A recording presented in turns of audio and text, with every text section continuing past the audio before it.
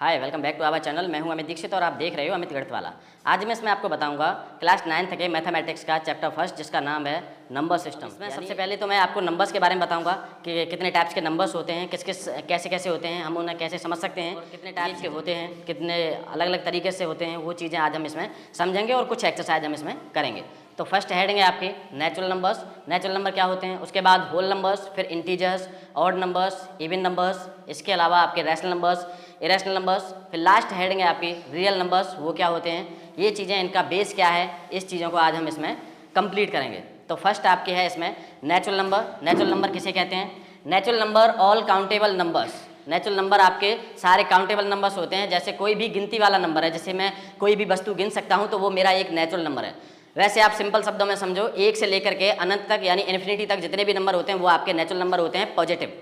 इसके अलावा कुछ नेगेटिव नंबर्स आते हैं जो इंटीजर में आते हैं। तो फिलहाल के लिए आपके जो नेचुरल नंबर्स होते हैं वो आपके पॉजिटिव और 1 to इन्फिनिटी तक होते हैं। 1 से शुरुआत होती है, सबसे छोटा नंबर 1 है और बड़ा इसमें कोई नहीं होता, सब एक दूसरे के बड़े होते हैं। कोई भी नंबर्स आपका ऐसा नहीं है कि नेचुरल नंबर में कहने लगूँ कि सबसे बड़ा नेचुरल नंबर 9000 है या 10,000 है, 1 लाख है, 1 करोड़ है, 50 करोड़ है, तो वैसा नहीं है। उसके अलावा भी आप शुरुआत 1 से काउंटिंग कर सकते हो, तो इसीलिए इसमें कोई भी बड़ा नंबर नहीं होता, सबसे छोटा नंबर आपका होता है 1।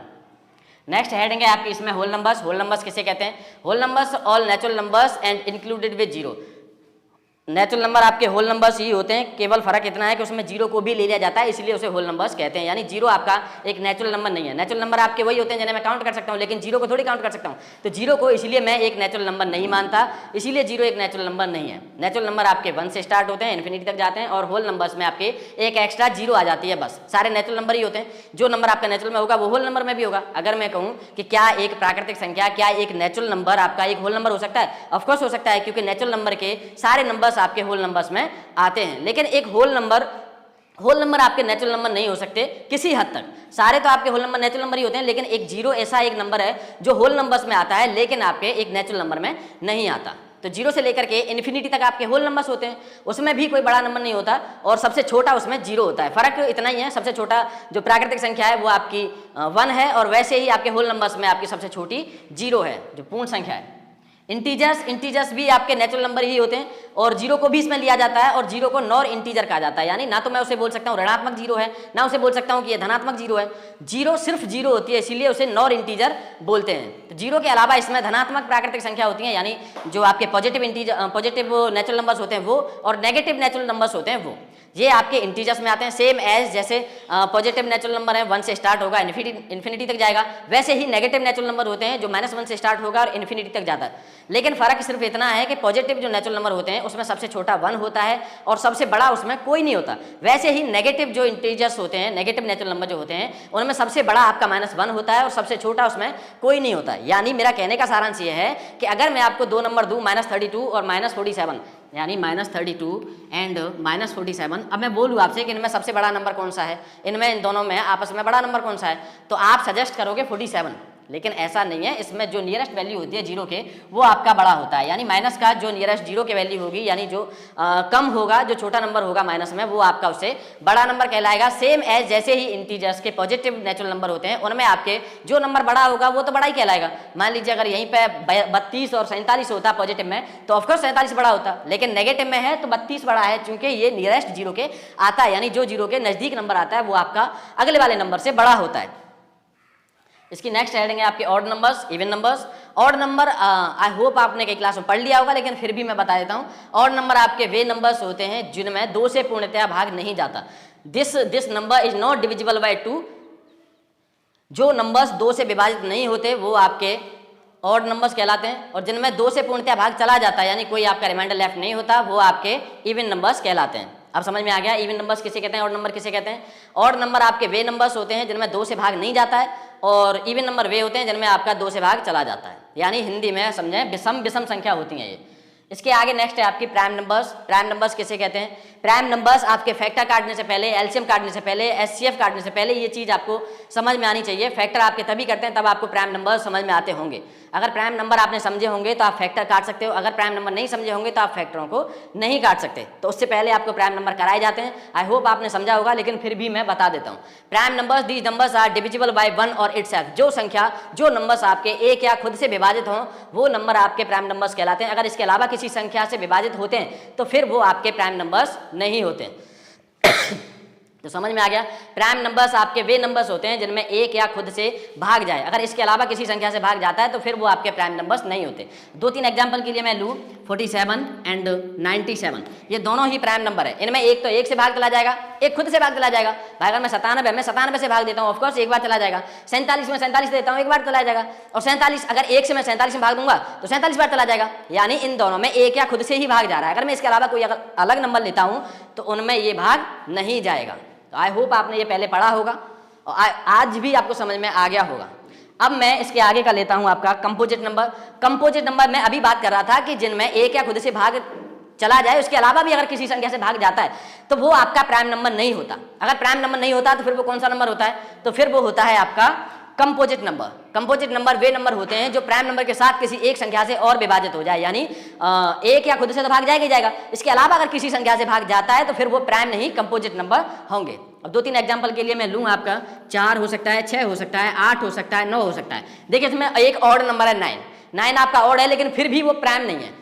क्यों नहीं है प्राइम? क्योंकि उसमें एक तो एक से भाग जा रहा है, 9 से भी जा रहा है, उसके अलावा भी उसमें 3 से भाग जा रहा है। लेकिन जो प्राइम नंबर्स की डेफिनेशन है वो क्या कहती है कि उसमें भाग केवल एक या खुद से जाना चाहिए, इसके अलावा किसी संख्या से भाग नहीं जाना चाहिए। अगर किसी संख्या से भाग जाता है तो फिर वो प्राइम नंबर्स नहीं होते। इसके अलावा आपकी नेक्स्ट है को प्राइम नंबर्स। को प्राइम नंबर आपके कौन से होते हैं? को प्राइम नंबर्स वे होते हैं जिनका मासापा, जिनका एचसीएफ 1 आता है। दो प्राइम नंबर्स, कोई भी दो ऐसे प्राइम नंबर्स या को प्राइम नंबर्स, यानी एक आपका ऑड हो सकता है, इवन हो सकता है, एक आपका प्राइम हो सकता है, या दोनों आपके ऑड इवन हो सकते हैं।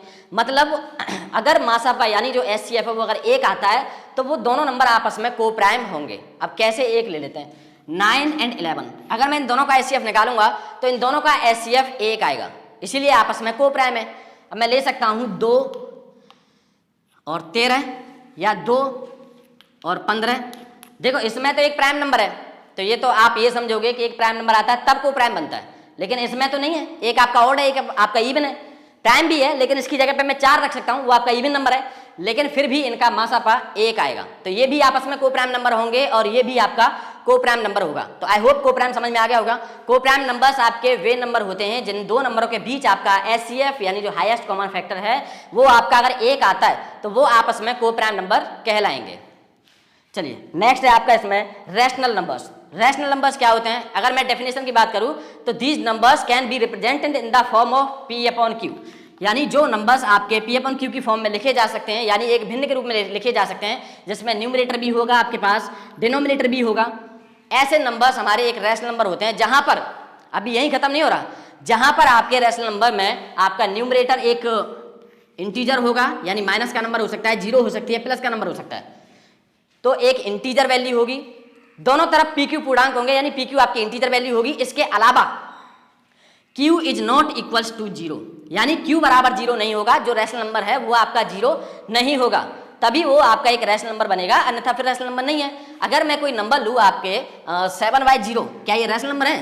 भाई एक भिन्न के रूप में तो ये भी है, दोनों इंटीजर्स हैं, लेकिन फिर भी ये रेशनल नंबर नहीं है। क्यों नहीं है रेशनल नंबर? क्योंकि इसमें डिनोमिनेटर पार्ट जो है वो उसकी जो वैल्यू है वो 0 है। और हमें डेफिनेशन में क्या बताया गया है कि रेशनल नंबर वे नंबर होते हैं जिन्हें P/Q के रूप में लिखा जा सकता हो जहां Q बराबर 0 ना हो और दोनों ही इंटीजर्स हो, यानी माइनस का नंबर हो सकता है। 0 आपकी ऊपर हो सकती है, न्यूमरेटर पर 0 हो सकती है, लेकिन डिनोमिनेटर पर 0 नहीं हो सकती। इसीलिए रेशनल नंबर आपके वे होंगे जहां डिनोमिनेटर बराबर 0 नहीं होगा और न्यूमरेटर बराबर 0 हो, कोई फर्क नहीं पड़ता।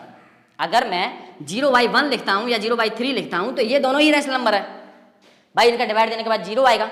और रेशनल नंबर इसलिए है क्योंकि ये P/Q की फॉर्म में है, और हमें डेफिनेशन में बताया गया है कि डिनोमिनेटर 0 ना हो और P/Q की फॉर्म में हो, तो वो आपके रेशनल नंबर्स होते हैं। तो आई होप आपको समझ में आ गया होगा।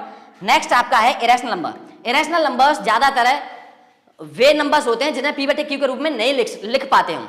मान लीजिए अगर मैं वैल्यू दूं आपको √3, तो इसका अगर मैं आपको बताऊं तो इसका कुछ जो डेसिमल एक्सपेंटेशन आएगा वो आएगा 2.236, नहीं 1.762 कुछ ऐसे करके आएगा। तो ये आपका रैशनल नंबर नहीं है, क्योंकि ये तो पॉइंट में आ गया और इसे मैं अगर निकालूंगा अभी, क्योंकि इसका जो डेसिमल है इसे मैं यहीं पर स्टॉप नहीं है, ये तो स्टॉप किया गया है। अगर मैं इसको हल करूंगा तो इसका आंसर इस तरीके से आता जाएगा कि अनावृत्ति और एक इरेशनल नंबर की फॉर्म में आता जाता है। इरेशनल नंबर आपके वे होते हैं जिन्हें पी बटे क्यू के रूप में नहीं लिख सकते, और जिनको मैं मतलब पॉइंट के बाद अगर मैं हल करूं तो पॉइंट के बाद ना तो वो खत्म हो।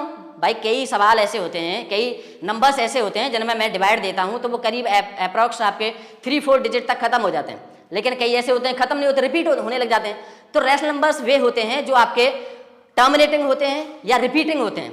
टर्मिनेटिंग मतलब आपके पॉइंट के बाद 3-4 डिजिट तक खत्म हो जाते हैं, या फिर अगर खत्म नहीं होते, टर्मिनेटिंग नहीं होते, तो फिर वो रिपीटिंग होते हैं। यानी अगर 762 है या 7624 है, अगर पॉइंट के बाद डिजिट आ रही है 7624, तो यहाँ से रिपीट होना शुरू हो जाते हैं 7624 7624 7624। इस हिसाब से अगर रिपीट होता है तो वो आपका रैशनल नंबर है, लेकिन ना तो वो खत्म होता है ना वो रिपीट होता है, तो फिर वो आपके इरेशनल की फॉर्म में आते हैं, फिर वो आपके इरेशनल नंबर्स होते हैं, फिर वो आपकी एक अपरिमेय संख्या होती है। अगर मैं वैल्यू लूँ 22/7, मैं अच्छी तरीके से जानता हूँ कि ये पाई का मान है, लेकिन ये एक अपरिमेय संख्या है। भले इसमें लिखा हुआ 22/7 है, ये परिमेय संख्या बन रही है, लेकिन आप इसका डेसिमल एक्सपेंटेशन निकालो।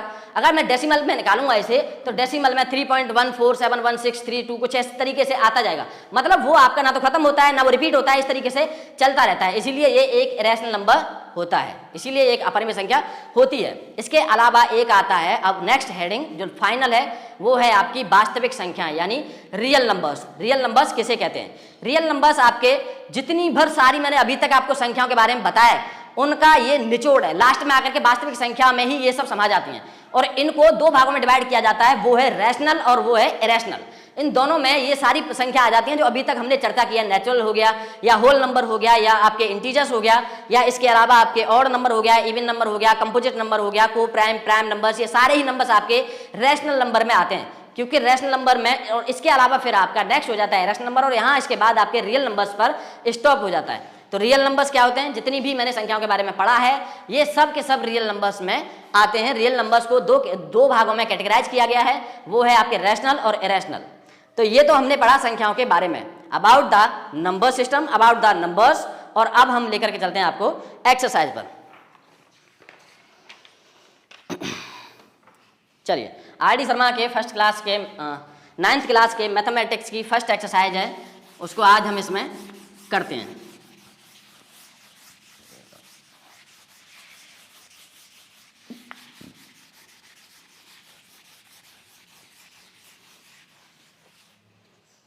चलिए, exercise 1.1 R D. Sharma English medium mathematics पढ़ा रहा हूं मैं, और इसमें फर्स्ट क्वेश्चन है, is 0 a rational number? Can you write in the form P upon Q where P and Q are integers and Q is not equals to 0। क्या कह रहा है सवाल में? Is 0 a rational number? Is 0 a rational number? Can you write in the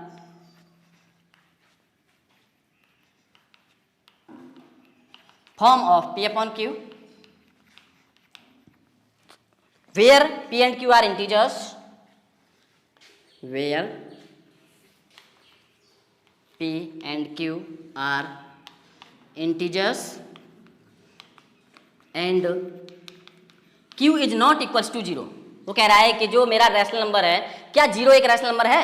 क्या मैं 0 को, अगर रैशनल नंबर है तो क्या मैं उसे P बटे Q के रूप में लिख सकता हूं, जहां पर P Q पूर्णांक होने चाहिए और Q बराबर 0 नहीं होना चाहिए? तो पहली चीज मैंने आपको बताई है कि 0 भी एक रैशनल नंबर होता है जब जब नीचे 0 ना हो, ऊपर 0 हो तो 0 एक रैशनल नंबर है। 0 रैशनल नंबर होता है, मैं इसके नीचे, अब वो कह रहा है कि P बटे Q के रूप में लिखना चाहिए जहां पर Q बराबर 0 ना हो, यानी नीचे 0 नहीं होना चाहिए। तो मैं इसे 0/1 लिख सकता हूं भाई, डिवाइड देने के बाद मेरे पास 0 आएगी, और मैं इसे इस तरीके से लिख सकता हूं Q बराबर 0 भी नहीं है और दोनों इंटीजर हैं। भाई 0 इंटीजर तो है ना, 0 इंटीजर है लेकिन नॉर इंटीजर है, वो धनात्मक ऋणात्मक नहीं है, 0 है, इंटीजर है, और Q बराबर भी 0 नहीं है, यानी दोनों तीनों ही प्रॉपर्टी मेरी फॉलो हो रही है। तो मुझे मेरा सवाल यहाँ पर मिल गया, आंसर मुझे मिल गया 0/1 एक रैशनल नंबर होता है जहां पर मैं इसे P बटे Q के रूप में लिख सकता हूं, जहां दोनों पूर्णांक हैं यानी दोनों इंटीजर्स हैं और Q बराबर 0 भी नहीं है। तो आई होप आपको समझ में आ गया होगा। इसका नेक्स्ट क्वेश्चन है find 5 rational numbers between 1 and 2। Find 5 rational number between 1 and 2, यानी आपको 5 रैशनल नंबर निकालने हैं 1 और 2 के बीच में। अब इसमें से कुछ 2-3 पॉइंट हैं, वो मैं आपको फटाफट समझाता हूं तो समझ में आ जाए। देखिए, अगर हमें एक रैशनल नंबर निकालने को बोलता है, यानी केवल बीच वाला या मध्यांतर ऐसा कोई एक रैशनल नंबर निकालने के लिए बोलता है, तो मैं इस्तेमाल करता हूं a + b/2, यानी दोनों संख्याओं को जोड़ दूंगा और 2 से भाग दे दूंगा। भाई अगर मुझे इसके बीच में केवल एक नंबर निकालना होता, सिर्फ एक, इसका मध्यांतर अगर मुझे निकालना होता तो मैं क्या करता, भाई 1 और 2 को जोड़ देता और 2 से भाग देते था, यानी 3/2 इसका अगला एक रैशनल नंबर निकल के आता। अब चूंकि ये तो नहीं पूछ रहा, अब ये पूछ रहा है 5 रैशनल नंबर, कितने, 5। तो पहले मुझे इसे फ्रैक्शन के रूप में लिखना है, यानी एक भिन्न के रूप में लिखना है, तो मैं इस वाले को लिख सकता हूं 1/1 एंड 2/1। कोई दिक्कत नहीं है, क्योंकि भाग देने के बाद भी 1-2 ही आ रहा है, तो मैं इसे इस तरीके से लिख सकता हूं। अब इसके बाद करना क्या है, इसके बाद जितने रैशनल नंबर आपको पूछ रहा है उससे एक डिजिट आगे, यानी 5 के बाद क्या आता है, 6, तो मैं 6 का गुणा ऊपर नीचे दोनों साइड कर दूंगा, यानी अंश में भी ऊपर numerator denominator same as numerator denominator, दोनों तरफ कर दूंगा। अब मेरा क्या आएगा इसमें, 6/6 एंड 12/6।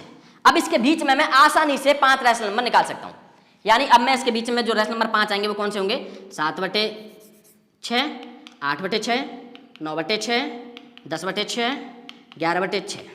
ये मेरे 5 रैशनल नंबर इन दोनों के बीच में निकल के आए। तो आपको समझ में आया होगा कि रैशनल नंबर किस तरीके से निकालते हैं। अगर मध्यांतर यानी कोई एक रैशनल नंबर अगर आपसे पूछ रहा है तो उसे कैसे निकालोगे, या फिर आपसे एक से ज्यादा रैशनल नंबर पूछ रहा है तो उसे किस तरीके से निकालोगे, ये चीज इसमें आपको बताइए। तो आई होप आपको समझ में आ गया होगा। तो इसमें हमें इतना समझ में आ गया कि रैशनल नंबर हम किस तरीके से निकाल सकते हैं। अगले 2 रैशनल नंबर्स के बीच में, किन्हीं 2 रैशनल नंबर के बीच में अगर एक मध्यांतर, एक बीच वाला नंबर अगर हमें निकालना है तो उसे हम निकाल सकते हैं a + b/2, यानी दोनों रैशनल नंबर को मैं जोड़ दूंगा और 2 से भाग दे दूंगा। लेकिन इसी में अगर मुझे रैशनल नंबर 1 से ज्यादा पूछता है तो फिर मैं नीचे मेरे हर समान होनी चाहिए, एक भिन्न के रूप में होना चाहिए, और फिर मैं जितने मुझे रैशनल नंबर पूछ रहा है उससे एक ज्यादा डिजिट का मैं गुणा कर दूंगा ऊपर नीचे, और फिर मैं रैशनल नंबर उसमें आसानी से निकाल सकता हूं। नेक्स्ट क्वेश्चन है find 6 rational number between 3 and 4। 3 और 4 के बीच में कितने रैशनल नंबर निकालने हैं, 6। तो ये तो भिन्न नहीं है, ये तो आपकी रैशनल नंबर नहीं है। रैशनल नंबर मैं बटे में लिख सकता हूं उसे, तो मैं लिख दूंगा 3/1 एंड 4/1। इसमें कितने पूछ रहा है, 6, तो 6 के आगे 7, यानी 7 का गुणा यहाँ और 7 का नीचे, सेम है 7 का यहाँ 7 का नीचे, तो 3 × 7 = 21/7 एंड 7 × 4 = 28/7। अब इसके बीच में आसानी से मैं नंबर निकाल सकता हूं जो मेरे रैशनल नंबर होंगे, यानी 22/7, 23/7, 24/7, 25/7, 26/7 और 27/7। इस तरीके से मैं इसमें रैशनल नंबर्स निकाल सकता हूं। चलिए, अभी जो मैंने सवाल किए हैं उनमें फ्रैक्शन बनी हुई नहीं आई है। अब मैं एक सवाल ऐसा करूंगा जिसमें फ्रैक्शन बनी हुई आएगी, उसे मैं आपको फिर करके दिखाता हूं वो किस तरीके से हम उसके बीच में रैशनल नंबर निकाल सकते हैं। मान लीजिए आपके पास कोई संख्या है 3/10 एंड 5/15। इसके बीच में अगर मुझे 12 रैशनल नंबर निकालने हैं तो सबसे पहला काम क्या करूंगा, मैं सबसे पहला काम करूंगा कि मैं हर को बराबर करूंगा। अगर हर मेरे समान है यानी डिनोमिनेटर में समान है तो फिर मैं आसानी से निकाल सकता हूं। तो फर्स्ट मैं क्या करूंगा, 15 10 का एलसीएम 30, 10 × 30, 3 × 9, 9/30, अगेन 15 दूनी 30 तो 5 दूनी 10, 10/30। अब निकालने कितने हैं, 12, यानी 13 का गुणा कर दूंगा इसमें और 13 का कर दूंगा इसमें। तो कितना होगा ये, 13 निम्मा 117/390 एंड 13 धाड़े 130/390। निकालने कितने हैं मुझे, 12। इसके बीच में मैं निकाल सकता हूँ 118/390, 119/390, 120/390, 121/390, 122/390, 123/390, ऐसे ही आगे तक के नंबर मैं निकालता जाऊंगा जब तक मेरा 130 नहीं आ जाता। मेरे 12 रैशनल नंबर हो जाएंगे, मैं यहां पर स्टॉप कर दूंगा। इसका नेक्स्ट क्वेश्चन है are the following statements true और false, give reasons for your answer. वो कह रहा है कि आपको ट्रू फॉल्स बताने हैं और क्या ये सही है गलत है किस बेस पर ये सही है, किस बेस पर गलत है, बस आपको वो रीजन देना है। तो इसमें फर्स्ट क्वेश्चन है आपका जो ऑप्शनेबल है, every whole number is a natural number. मैंने आपको संख्याओं के बारे में बताया है, संख्याओं के बारे में मैंने आपको अच्छी तरीके से बता दिया है, तो उनको आप समझ करके आसानी से जवाब दे सकते हैं। तो फर्स्ट क्वेश्चन क्या है इसका, every whole number is a natural number. क्या हर एक होल नंबर, क्या हर एक पूर्ण संख्या क्या प्राकृतिक संख्या हो सकती है, क्या नेचुरल नंबर हो सकता है? तो ऐसा नहीं है। मैंने आपको बताया था कि होल नंबर्स में जीरो भी आती है, जो एक प्राकृतिक संख्या यानी जो एक नेचुरल नंबर है उसमें नहीं आती है। तो एक होल नंबर आपका एक नेचुरल नंबर नहीं हो सकता। अगर यही बात एक नेचुरल नंबर की होती तो नेचुरल नंबर आपका होल नंबर हो सकता है, क्योंकि नेचुरल के सारे नंबर्स होल नंबर में आते हैं। इसका नेक्स्ट है, every integer is A rational number. क्या हर एक इंटीजर आपका रैशनल नंबर हो सकता है? हाँ जी, बिल्कुल हो सकता है। कोई भी आप नंबर लो, जितने भी आपके इंटीजर्स हैं वो आपके रैशनल नंबर में आते हैं। यानी अगर मैं उसे एक भिन्न के तौर पर देखूं तो मैं बटे में एक लिख सकता हूं। तो कोई भी इंटीजर्स आपका आ सकता है एक रैशनल नंबर में। तो पहला फॉल्स है, दूसरा आपका ट्रू है। तीसरा क्वेश्चन है, every rational number is an integer. क्या हर एक रैशनल नंबर इंटीजर हो सकता है? नहीं। हर एक क्या चलती है, कोई भी आपका रैशनल नंबर इंटीजर नहीं हो सकता, क्योंकि रैशनल नंबर आपका एक फ्रैक्शन के रूप का होता है, एक भिन्न के रूप में होता है, जैसे ही एक इंटीजर आपका फ्रैक्शन के रूप में नहीं होता। दोनों एक दूसरे के अपोजिट हैं, इसीलिए ये ऑप्शन आपका फॉल्स रहेगा। नेक्स्ट है आपका, every natural number is a whole number. क्या हर एक नेचुरल नंबर आपका होल नंबर हो सकता है? ये चीज मैंने आपको अभी बताई है कि नेचुरल नंबर सारे होल नंबर्स के अंदर आते हैं, लेकिन एक होल नंबर आपका नेचुरल नंबर नहीं हो सकता। तो ये ऑप्शन आपका ट्रू है, क्योंकि सारे नेचुरल नंबर आपके होल नंबर्स में आते हैं। नेक्स्ट है आपका, every integer is a whole number. क्या हर एक इंटीजर आपका होल नंबर हो सकता है? हाँ जी, हर एक इंटीजर आपका होल नंबर नहीं हो सकता, क्योंकि इंटीजर में आपके नेगेटिव नंबर्स भी आते हैं जो एक होल नंबर में नहीं आते। होल नंबर में आपके पॉजिटिव नेचुरल नंबर्स होते हैं जो इंटीजर में भी होते हैं, लेकिन इंटीजर होल नंबर नहीं हो सकता, होल नंबर इंटीजर हो सकता है। होल नंबर इंटीजर क्यों हो सकता है? क्योंकि होल में जो पॉजिटिव नेचुरल नंबर होते हैं वो आपके इंटीजर में भी आते हैं, लेकिन इंटीजर में जो नेगेटिव नेचुरल नंबर होते हैं वो आपके होल नंबर में नहीं आते हैं। इसीलिए ये ऑप्शन आपका फॉल्स रहेगा। Option number 6, every rational number is a whole number. क्या हर एक रैशनल नंबर एक होल नंबर हो सकता है? नहीं हो सकता, क्योंकि रैशनल नंबर एक फ्रैक्शन का रूप होता है जो होल नंबर नहीं होता। होल नंबर में एक फ्रैक्शन नहीं आ सकती, इसीलिए वो आपका एक रैशनल नंबर एक होल नंबर नहीं हो सकता। आई होप आपको यहाँ तक समझ में आ गया होगा। एक्सरसाइज और जो आज हमने संख्याओं के बारे में पढ़ा है, यहाँ तक आपको समझ में आ गया होगा। और हम अब आपसे विदा लेते हैं, और नेक्स्ट वीडियो में हम लेकर के आएंगे आपके एक नए टॉपिक के साथ जो इंटरेस्टिंग होगा और कुछ नई चीज़ें लेकर के, और आई होप इससे बेटर करने की कोशिश करेंगे। तब तक के लिए थैंक यू सो मच।